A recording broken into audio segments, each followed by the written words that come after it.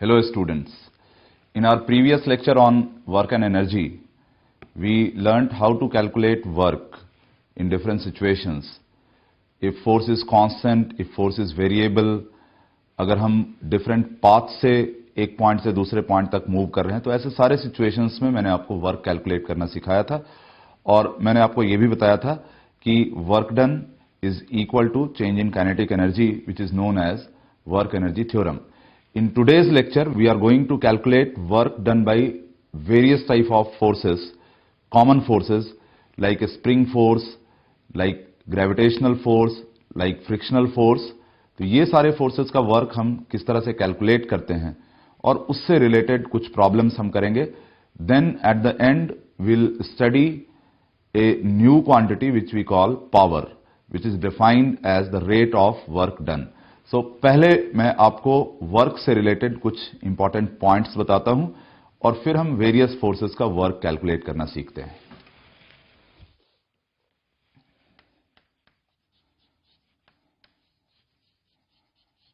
Important points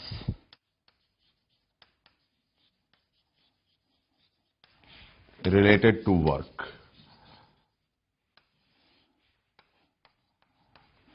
As you can recall, the work done by a constant force is Fs cos theta and work done by a variable force is F dot ds or Fx dx plus Fy dy plus Fz dz x1 to x2, y1 to y2, z1 to z2. तो ये basic definition है work का. मैं first case को लेकर के चलता हूं और ये क्योंकि सिंपलेस्ट केस के लिए है, इसके बेसिस पर मैं वर्क से रिलेटेड कुछ इंपॉर्टेंट डिस्कशंस आपके साथ शेयर करना चाहता हूं. First thing I want to know, in what situations work can be zero, work equal to zero, ये कब कब हो सकता है. Now as this simple formula suggests, work can be zero if either force is zero or displacement is zero or this cos theta is zero. So क्या क्या possibility है? First, the magnitude of force is zero. Second, displacement is zero. Force is acting on the body, but body is not getting displaced. तो वैसे case में भी work zero हो जाएगा. और थर्ड केस है, it says cos theta equal to zero और theta is 90 degree.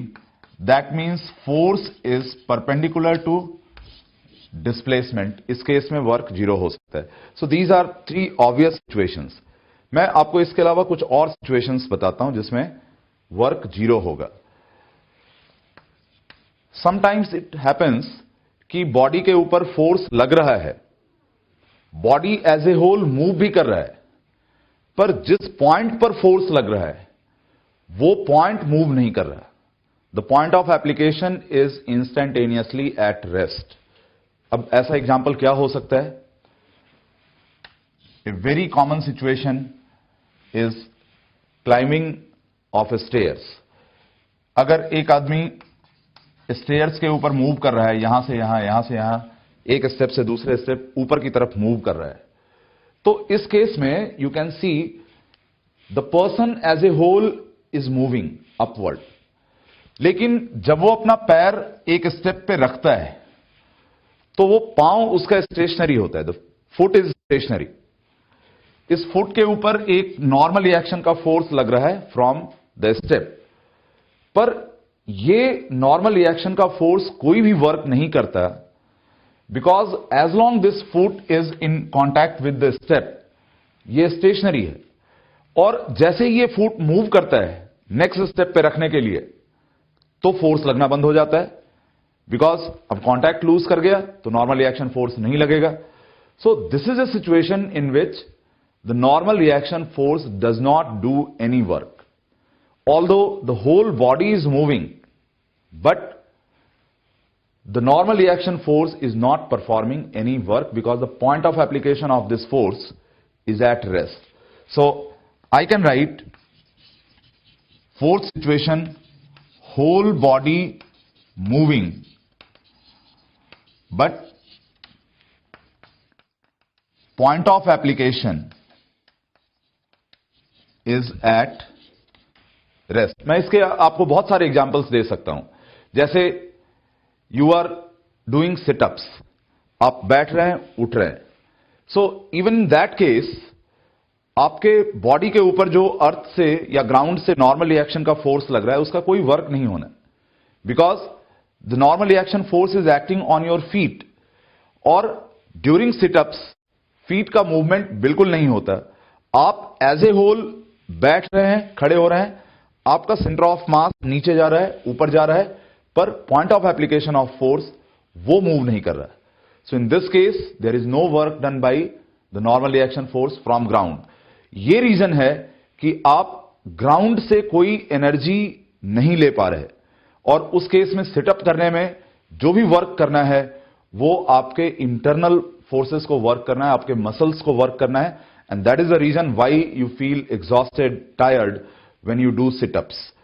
ऐसे ही अगर suppose I am wearing skates और मैं वॉल को पुश करके और पीछे की तरफ एक रिकॉइल वेलोसिटी लेता हूं, तो उस केस में वॉल मेरे ऊपर कोई फोर्स, कोई वर्क नहीं कर रहा है. ऑल्दो मैं वॉल के फोर्स की वजह से ही मूव कर रहा हूं. जैसे मैं वॉल को पुश करूंगा तो वॉल भी मेरे ऊपर एक नॉर्मल रिएक्शन का फोर्स लगाएगा जिसकी वजह से मैं मूव करना शुरू करूंगा, पर उस वॉल फोर्स का कोई वर्क मेरे ऊपर नहीं हो रहा है क्योंकि मेरे हाथ के ऊपर वो फोर्स लग रहा है and my hand is stationary with respect to the wall. वो मूव नहीं कर रहा.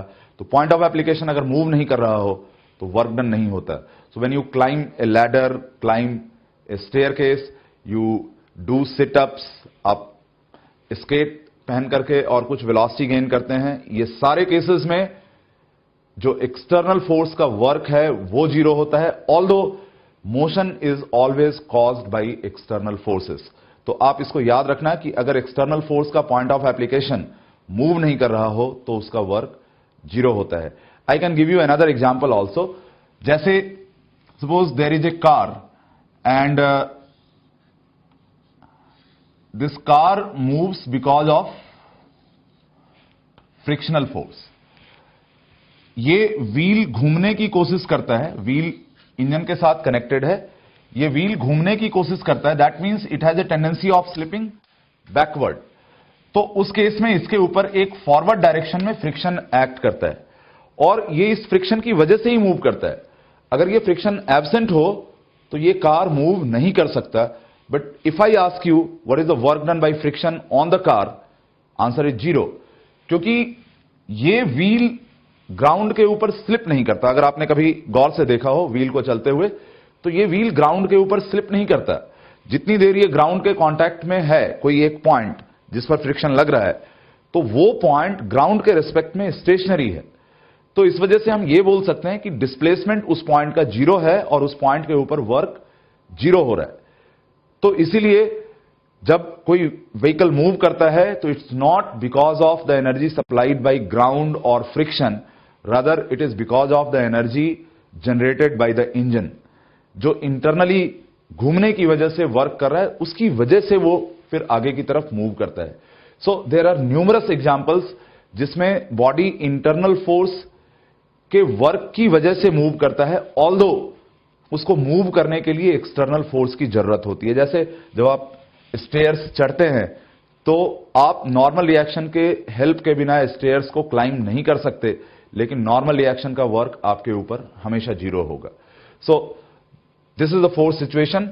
And there can be another a fifth situation जिसमें जो पॉइंट ऑफ एप्लीकेशन है वो मूव नहीं कर रहा हो, शिफ्ट कर रहा हो. आप जैसे suppose I am pressing this board, तो इसको मैं प्रेस कर रहा हूं, पहले मैं यहां प्रेस कर रहा हूं, फिर मैं इसको यहां प्रेस कर रहा हूं, फिर मैं इसको यहां प्रेस कर रहा हूं.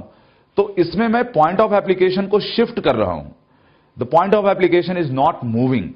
तो ऐसे केसेस जिसमें पॉइंट ऑफ एप्लीकेशन शिफ्ट हो रहा हो पर मूव नहीं कर रहा हो, वैसे केसेस में भी वर्क जीरो होता है। जैसे I will give you an example of rolling. Suppose एक बॉल है जो एक इंक्लाइन के ऊपर रोल कर रहा है। ऐसे जब कोई बॉडी रोल करता है तो आप इसको देखना, जो पॉइंट ग्राउंड के कांटेक्ट में होता है वो ग्राउंड पे स्लिप नहीं करता।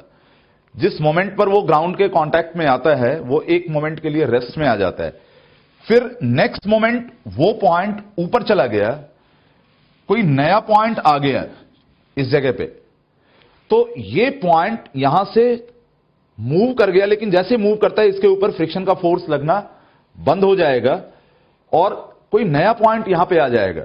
So the point of application has changed, not moved while the force is acting. वो मूव नहीं कर रहा, ये इस जगह से हट करके यहां चला आया।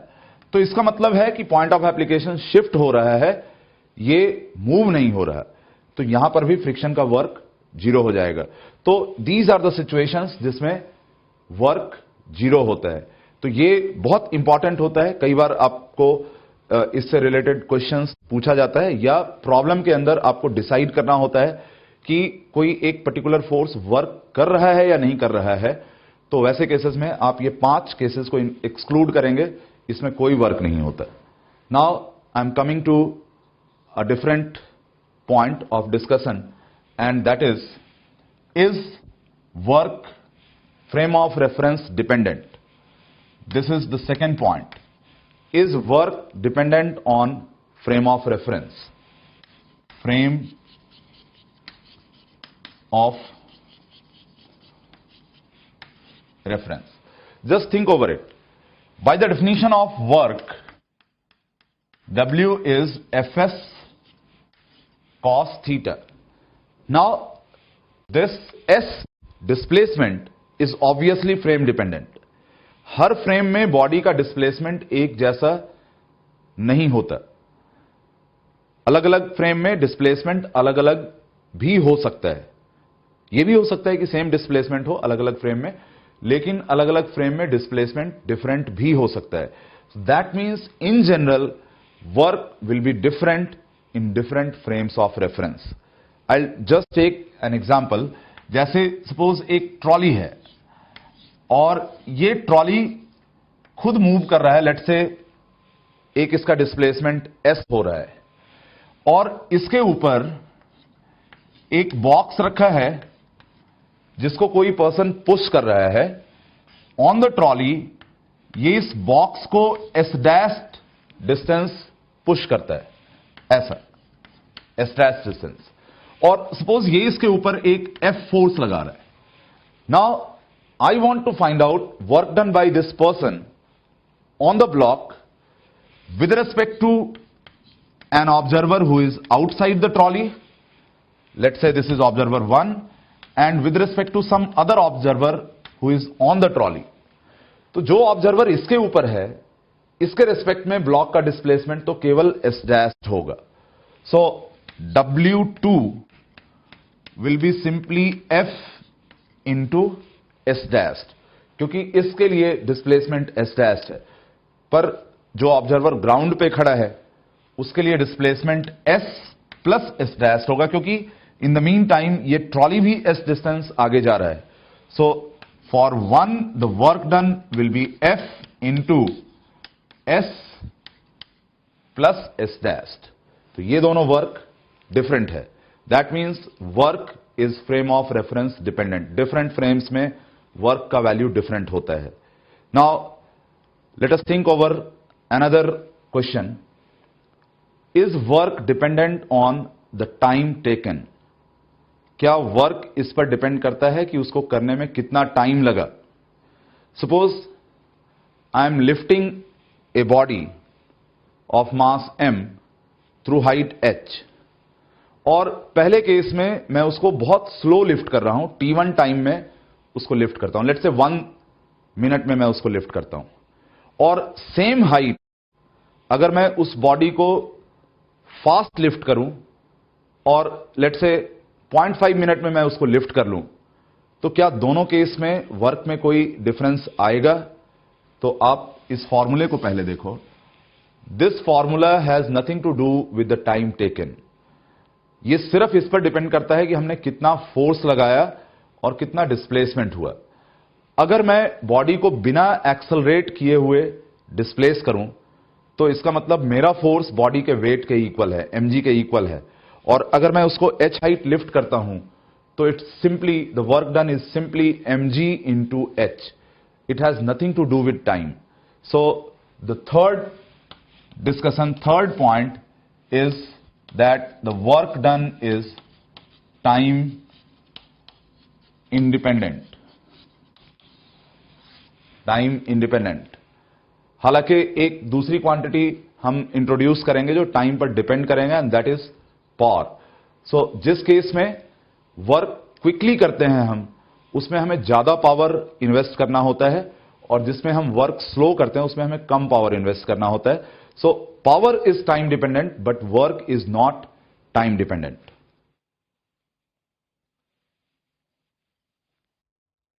Let us think about another point. Does work depend on the mass of the body on which force is acting? Dependence on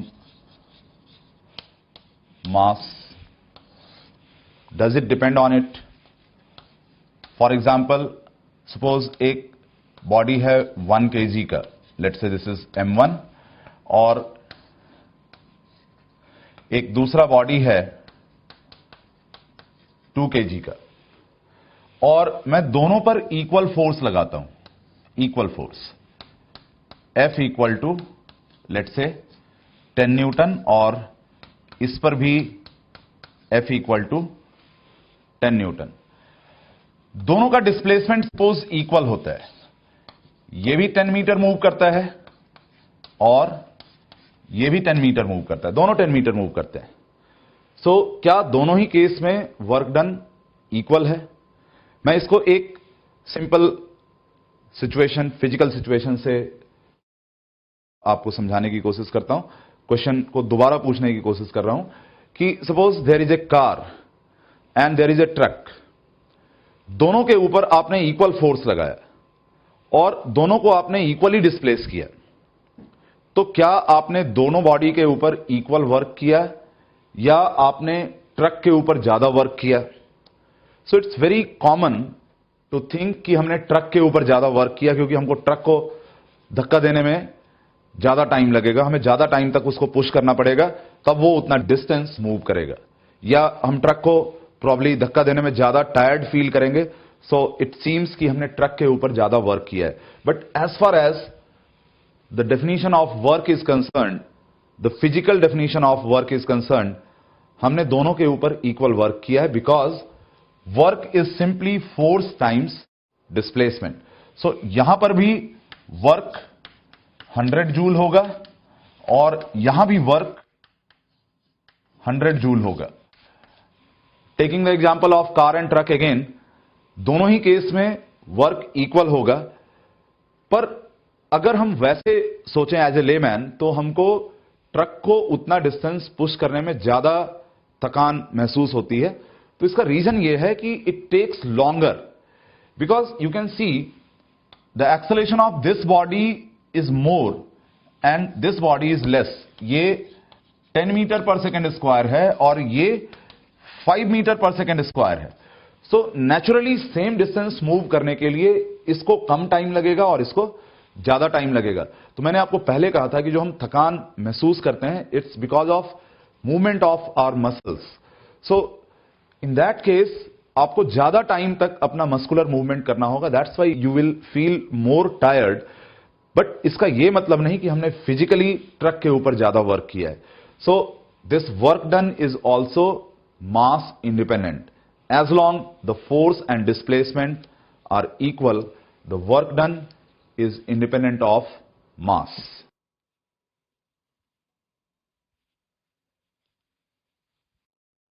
Let us now take an example.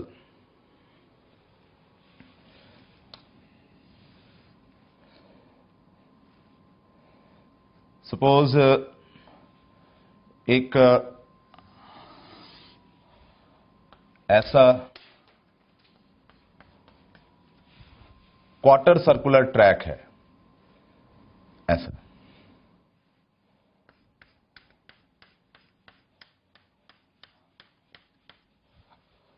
ये क्वार्टर सर्कुलर ट्रैक है, इसका radius r, ये भी r, और ये 90 degree है।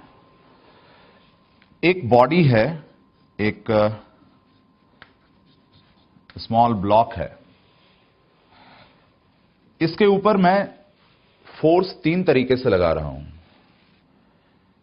या rather 3 forces लगा रहा हूं। वन फोर्स इज दिस, दूसरे केस में दिस इज फर्स्ट केस, मैं 3 तरीके से फोर्स लगा रहा हूं। This is first style in which I am applying a force, F force. Let's say this is constant force. Second case में मैं फोर्स इस पर अलोंग द प्लेन लगा रहा हूं और लगातार इसको मूव करता हुआ यहां से यहां तक ले जा रहा हूं। Let's say this is point A, this is point B. So second case force is parallel to the plane. और थर्ड केस ऐसा है जिसमें मैं फोर्स कांस्टेंट फोर्स F लगा रहा हूं, पर this is always directed towards point B. So this is third case, this is second case. Second case force is being applied parallel to the plane, और third case में जो force है वो लगातार B की तरफ डायरेक्टेड है। जैसे जब ब्लॉक यहां पे है तो ये फोर्स ऐसे है, फिर आगे चला आया, यहां पे चला आया तो ये फोर्स ऐसे है, तो लगातार B की तरफ डायरेक्टेड है। And we want to find out work in all the 3 cases. So work in all 3 cases. So this is the problem which I have to solve. Now I'll take the first case first. ये force F तीनों ही case में constant है। So I'll take first case. Now since the force does not change its direction, neither its magnitude, therefore this is a constant force, truly constant force. तो इस case में मैं work को लिखूंगा integration F dot ds। F constant है magnitude और direction दोनों में, तो मैं F को बाहर निकाल लेता हूं और ds को इंटीग्रेट कर देता हूं। Now the integration of ds is simply the final displacement, this one. This is final displacement S. So this is F dot S. So this is F into S into cos theta. Now what is theta? मैं force इस पे ऐसे लगा रहा हूं और ये S ऐसे है, ये एंगल कितना होगा? तो अगर ये 90 डिग्री है, ये R है, ये R है, तो this will B 45 degree. So this angle theta will be 45 degree. तो मैं इसको लिखूंगा Fs cos 45। Now what is S? S का मैग्नीट्यूड कितना है? ये R है, ये R है, पाइथागोरस यूज करें तो this will B √2R। So this will be F into R√2 into cos 45 1/√2. So this is simply F into R. तो मैं इसको डायरेक्ट भी लिख सकता था। मैं ये बोलता force multiplied by displacement in the direction of force. इसका डिस्प्लेसमेंट बेशक यहां से यहां हुआ है, लेकिन in the direction of force कितना डिस्प्लेसमेंट है इसका कंपोनेंट ले लेना होगा, and this is equal to this which is equal to R. तो मैं सीधा ही लिख सकता था this is F into R. So this is first case जिसमें हमने इस पर फोर्स कांस्टेंट लगाया है, मैग्नीट्यूड डायरेक्शन दोनों में। Let us take the second case, case 2। Now this case is also simple. हालांकि इस केस में फोर्स का डायरेक्शन लगातार चेंज हो रहा है, लेकिन एक खास चीज जो आप इसमें देख सकते हैं, the moment you are applying the force, at that moment force and displacement they have the same direction. मैं ये फोर्स लगा रहा हूं, ये फोर्स F, और इस मोमेंट पर इसका डिस्प्लेसमेंट ये है ds। क्योंकि मैं फोर्स प्लेन के पैरेलल लगा रहा हूं तो F और ds का डायरेक्शन सेम है, तो एटलीस्ट थीटा का वैल्यू हर मोमेंट पर जीरो ही है। So now I right F ds cos 0 degree integration. ये जो F डॉट ds है ये रिड्यूस हो गया F into ds into cos 0। Zero हर मोमेंट पे एंगल जीरो ही है, सो cos 0 इज 1, तो ये हटा दो। सो this will be F into ds integration. अब ये वेक्टर नहीं है, अब ये स्केलर है। इस वेक्टर का मैग्नीट्यूड है, ये फोर्स वेक्टर का मैग्नीट्यूड है, और क्योंकि ये मैग्नीट्यूड कांस्टेंट है तो मैं इसको इंटीग्रेशन साइन के बाहर ले सकता हूं, और ये ds डिस्प्लेसमेंट का मैग्नीट्यूड है। तो अब मैं ऐसे ds मैग्नीट्यूड सारा ऐड कर दूं, स्केलर एडिशन कर रहा हूं मैं, वेक्टर एडिशन नहीं कर रहा है, इसलिए ये नहीं आएगा, इसका लेंथ आएगा। इंटीग्रेशन ऑफ ds, ये मैग्नीट्यूड का इंटीग्रेशन है, ये इसलिए ये इसका लेंथ आएगा, और ये लेंथ कितना होगा, this will B pi r by 2। तो इसको मैं यहां पे लिख दूंगा, integration of ds is pi r by 2. So this is F into pi r by 2, and this is pi fr divided by 2. तो ये सेकेंड फोर्स का वर्क है जो प्लेन के पैरेलल लग रहा है। जो थर्ड फोर्स है इसका वर्क थोड़ा सा टेक्निकली हमको ज्यादा इसमें यूज करना पड़ेगा, कैलकुलस या मैथमेटिक्स। सपोज ये सिचुएशन है और किसी मोमेंट पर ये ब्लॉक यहां पे है, लेट्स से ये एंगल सपोज अल्फा है, और इस मोमेंट पर जो फोर्स हम लगा रहे हैं ये डायरेक्ट b के डायरेक्शन में है, दिस इज b के डायरेक्शन में है, और बॉडी का डिस्प्लेसमेंट इसके लॉन्ग हो रहा है, ये this is ds, this is f।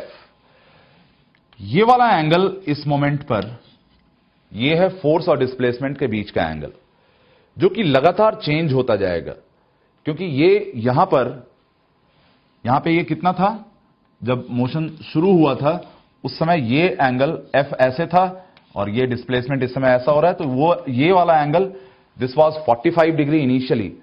अब ये लगातार चेंज हो रहा है और फाइनली जब b पे पहुंचेंगे तो ये एंगल जीरो हो जाएगा। So theta is changing from 45 degree to zero, but theta का वैल्यू इसके टर्म्स में कितना है, अल्फा के टर्म्स में कितना है, वो हम फाइंड कर सकते हैं।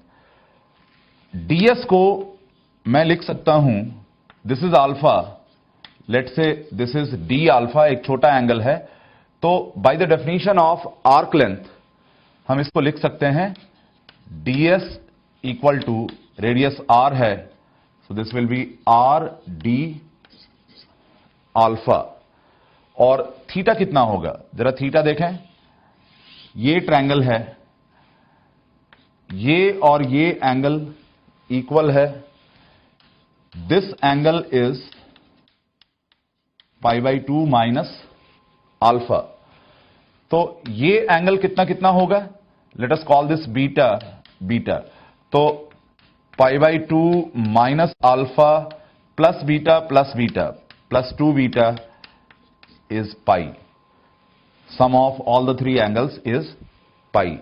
तो अब मैं यहां से लिख सकता हूं बीटा कितना हो जाएगा, इसको इधर भेज दें, तो this will B pi by 2 plus alpha, ये माइनस इधर चला गया, और दिस डिवाइडेड बाई 2, तो ये आ जाएगा pi by 4 plus alpha by 2। So this is beta. अब मैं थीटा निकाल रहा हूं. थीटा इज π/2 माइनस बीटा, क्योंकि ये पूरा एंगल 90 डिग्री है, इसमें से बीटा घटा लें तो हमको थीटा मिल जाएगा. So this will be π/2 minus π/4. So this is π/4 and minus α/2. So हमने थीटा निकाल लिया. Now what I will do, I will just do integration, और अब मैं वर्क फाइंड करूंगा इस फोर्स का. So third case work will be F ds cos theta. F हमने कांस्टेंट रखा हुआ है, मैग्नीट्यूड कांस्टेंट है. ds का वैल्यू हमने लिखा है r d alpha. So this is F r d alpha and cos π/4 minus α/2. तो cos π/4 माइनस α/2, इसको मैं क्या लिख सकता हूं, cos a minus b is cos a cos b plus sin a sin b. तो cos a is cos π/4 1/√2 into cos α/2 plus sin a sin b. sin π/4 is 1/√2 into sin α/2. This is sin α/2. तो अब इसको यहां पे put करो, जो constant term है उनको बाहर निकालो, √2 को हम बाहर निकाल सकते हैं. तो this is FR upon √2 integration cos α/2 d alpha plus sin α/2 d alpha. ये इनको हमको इंटीग्रेट करना होगा कहां से कहां तक, अल्फा का वैल्यू 0 से π/2. So this is 0 to π/2, this is 0 to π/2. तो अब आप इसको इंटीग्रेट कर सकते हैं. cos α/2 का इंटीग्रेशन हो जाएगा sin α/2 डिवाइडेड बाई 1/2, और ये हो जाएगा sin α/2 का इंटीग्रेशन हो जाएगा minus cos α/2 upon 1/2 and this is FR upon √2. तो ये अब इसको हम लिखेंगे 0 टू π/2, और ये भी आ जाएगा 0 टू π/2. तो ये 2 ऊपर चला आएगा, हाफ इसमें से कॉमन आ जाएगा. So √2 FR into sine 0 is 0, sine π/4 is 1/√2 plus cos π/2 is 0, cos π/4 होगा, cos 0 इज 1. तो मैं इसको पहले लिखता हूं sin π/4 minus sin 0. So this is 1/√2 minus 0 plus cos π/4. So this is 1/√2 minus 1. सो अब आप इसको लिख सकते हैं 1 प्लस 1/√2 प्लस 1/√2. तो this will B 1 plus √2. So this is √2 FR into 1 plus √2. तो आप इस इंटीग्रेशन को प्रॉपरली एक बार फिर से फाइंड करना, you will get this result. So the point is, whenever you are required to find work, तो आप बेसिक फॉर्मूले से शुरू करो, वहां से आप सिंपली फोर्स का मैग्नीट्यूड, डिस्प्लेसमेंट, एंगल ये फाइंड करके वर्क निकाल सकते हैं. Now I will discuss work done by some standard forces.